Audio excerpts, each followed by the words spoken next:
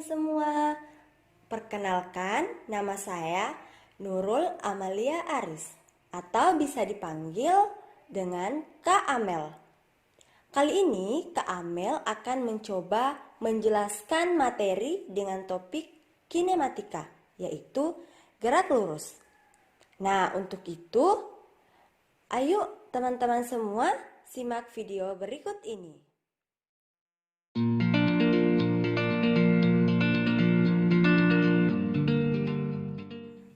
Baiklah, kali ini kita akan belajar mengenai kinematika. Nah, kinematika kali ini yaitu gerak, terutama mengenai gerak lurus. Nah, untuk yang pertama, dalam membahas kinematika gerak lurus, maka apa sih yang membuat benda itu bergerak? Nah, sebuah benda dapat bergerak itu jika kedudukan setiap saat atau berubah setiap saat.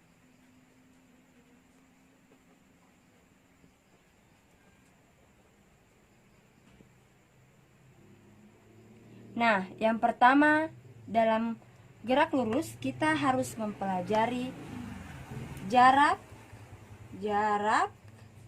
dan perpindahan.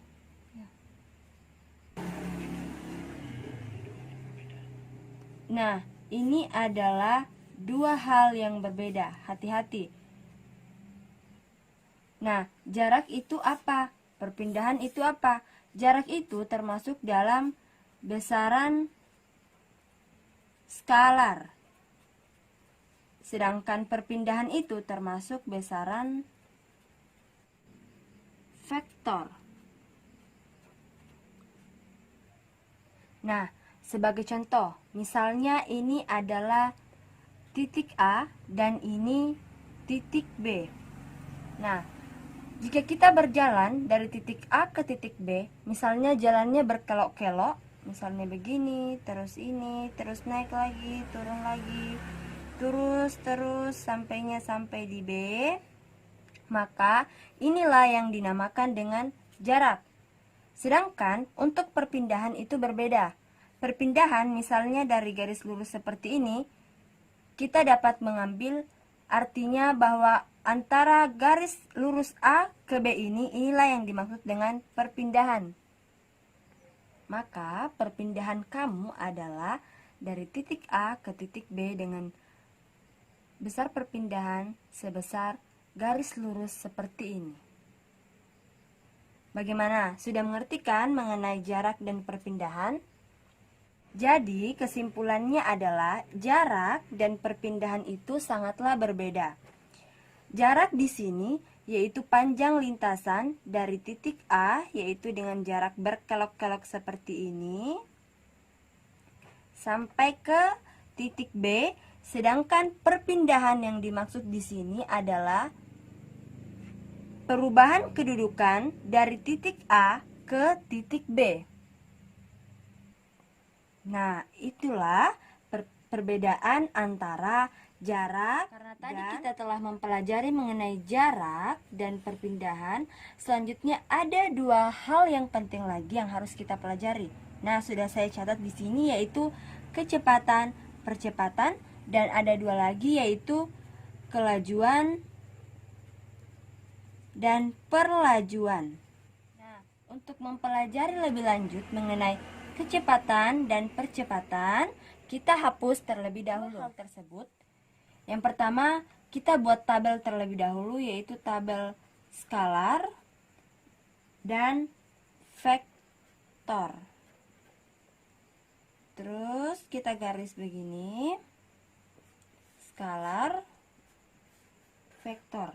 Nah, yang termasuk besaran skalar di sini yaitu yang pertama kelajuan.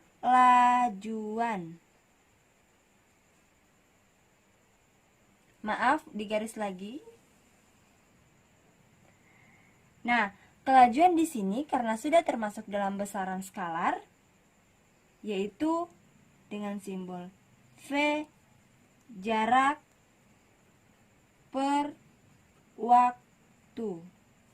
Dengan satuannya V sama dengan S per T. Sedangkan untuk besaran vektor di sini yaitu dinamakan kecepatan. Kecepatan di sini yaitu V sama dengan perpindahan dibagi dengan waktu, atau V sama dengan S dengan simbol vektor per T. Kemudian ada dua hal lagi. Yang ketiga yaitu perlajuan. Perlajuan di sini termasuk dalam besaran skalar yaitu A sama dengan kelajuan per waktu, yaitu A V per T. Nah, untuk besaran vektor di sini kita tidak berkata perlajuan, tetapi kita berkata yaitu percepatan.